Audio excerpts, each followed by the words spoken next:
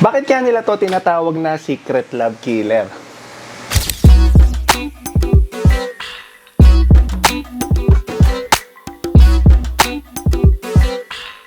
What up mga boss? Welcome back sa channel natin. Anong welcome back? First video mo pa lang to. Oo nga pala.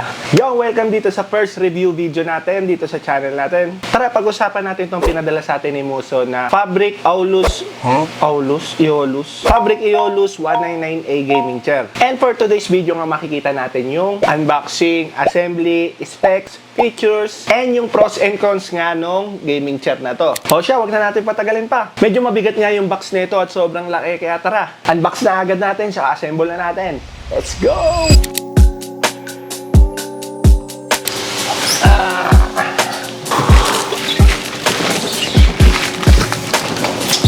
Okay. Ito ah.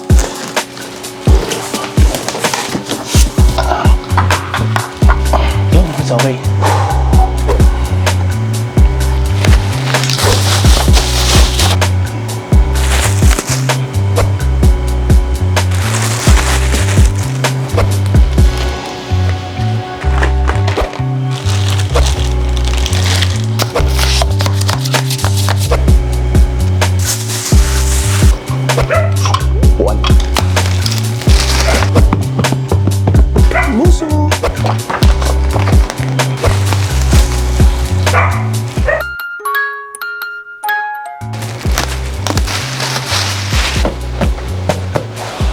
That's it for today. Ay, hindi, bubuhin pa natin.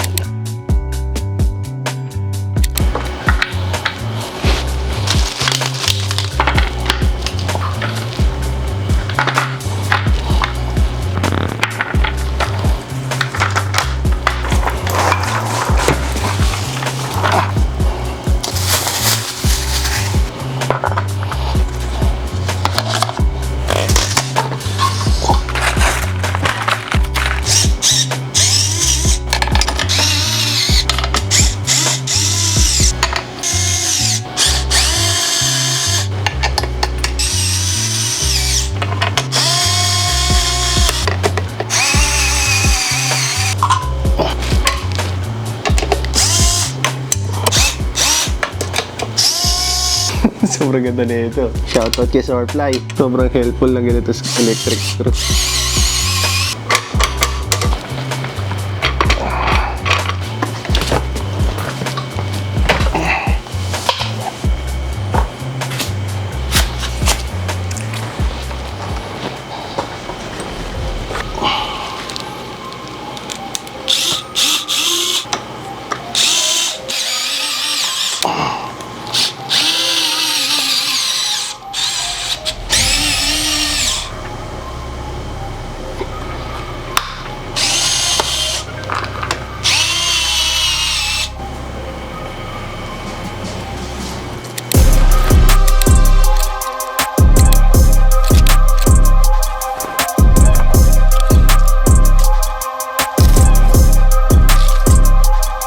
Yun, oh, diba? Ang dali nga lang i-assemble. And as you can see, ang angas and ang ganda na rin ng forma nito. Dito naman tayo sa specs and features nga nitong gaming chair na to. Isa sa nagustuhan ko dito is meron na nga siyang 2D armrest. Hindi siya matigas and hindi rin siya malambot. Saktuhan niya lang. And adjustable na rin to. Kung mahaba nga yung kamay mo, you can adjust pa forward or backward. Pwede mo tong i-slant and pwede mo tong itaas baba para i-level sa table mo. Next is yung adjustable backrest niya na pwede mo i-adjust 90 degrees up to 155 degrees.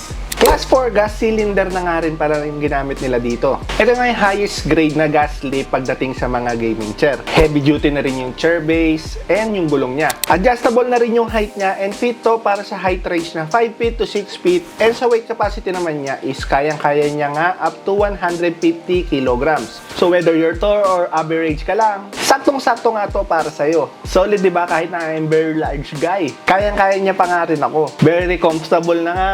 Unlike sa other chairs, I'm worried na maulit na naman to. na baka tumumba ako or masira ko yung upuan. Pero dito, relax na relax nga tayo. Sa dimension niya naman is meron na nga rin siyang height na 130 cm up to 138 cm. And sa width naman na 58 cm. Wider seat na din pala to na fit para sa mga large people. Isa pa sa nagustuhan ko dito sa features nito is yung ergonomic design nga niya. Kung saan nakadesign nga tong gaming chair na to para i-support yung body natin, including yung postures ng likod natin and yung comfort na need niya ng katawan natin. Kaya perfect nga siya kung gusto mong i-avoid ang mga sakit sa katawan, especially sa mga laging nakababad sa computer. It also comes na rin with a free headrest and lumbar pillow support to give you extra support sa iyong neck at sa iyong lower back.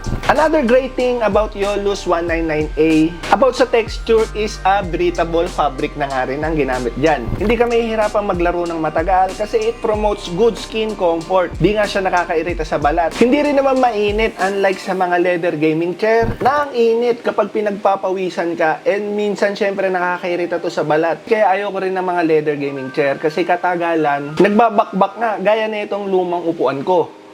The materials they use is very high quality and the gaming chair itself is very sturdy. Hindi nga siya maalog kahit na mabigat tayo. Sa design niya, andyan yung embroidered logo ni Muso sa top and middle ang backrest natin. Also, embroidered na din yung nasa neck and lumbar pillow. Nga pala, yung neck and lumbar pillow nito is ginamitan na rin nila ng memory foam.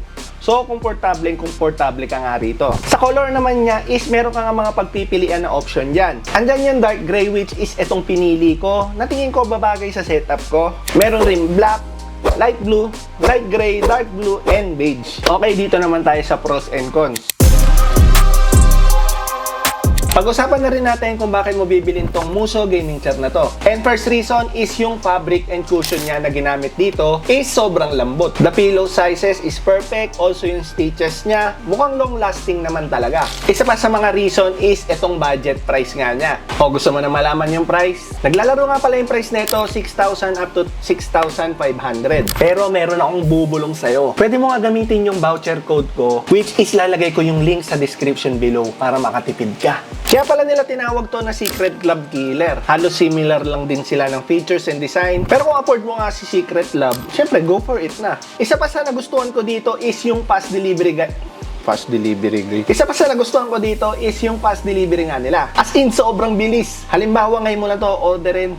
Bukas na bukas, dadating na agad sa iyo yan. Sa website nga lang pala nila ako umorder, which is yan. Pero alam ko, available din sila sa TikTok and Shopee. Then sa customer service nga nila, pwede mo sila i-message sa FB page nila. And sobrang bilis nga lang din nila mag-response. Plus, meron na rin silang COD option, pick-up option, with 2 years warranty, and 14 days return service. Sa cons naman tayo, isa sa di ko nagustuhan dito, of course, hindi siya waterproof. Fabric nga kasi. Syempre, kasama na rin dun is mahirap siyang linisin. Yun lang naman yung ayaw ko dito. So ayun, there you have it. Overall, worth it nga naman siya for its price range. Sulit na sulit pa nga eh. Kaya kung ikaw ay naghahanap ng gaming chair na matibay, comfortable, at full of features, and isa kang ang gamer, work from home employee, or isa kang katulad ko na nasa creative industry, or yung bang laging nakababad sa computer, sobrang good investment niya ng ganitong upuan. Kaysa bumili ka nung tigwa 1K, 2K, na ang bilis naman masira. Iba pa rin yung comfort na makukuha mo sa mga ganitong klase ng upuan. So ayun, kung umabot ka nga dito, huwag mo kalimutang mag-like, share, and subscribe. And kung may mga katanungan ka nga, pwede kang mag-comment down below. Yun, thank you and see you on my next video.